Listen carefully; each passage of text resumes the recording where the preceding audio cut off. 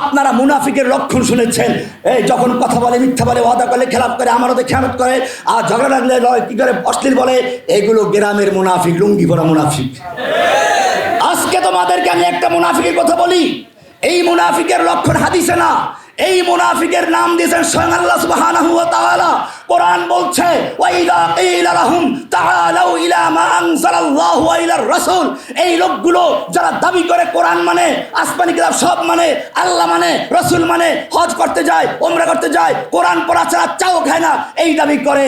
কিন্তু যখন বলা হয় তাআলাউ, আসো, ইলা মা আনজালাল্লাহু ওয়া ইলার রাসূল, আল্লাহ তাআলা যে কিতাব নাযিল করেছেন এই কিতাবের দিকে এসো, ওয়া ইলার রাসূল, রাসূলের সুন্নাহ দিকে আসো, যেই কিতাব দিয়ে রাসূল দেশ চালিয়েছেন, যেই কিতাব সুন্নাহ দিয়ে আবু বকর শাসন করেছেন, যেই কিতাব সুন্নাহ দিয়ে ওমর অর্ধজাহান শাসন করেছেন, যেই কিতাব সুন্নাহ দিয়ে আলী শাসন, ওসমান শাসন করেছেন, সেই কিতাব এবং সুন্নাহর দিকে আসো।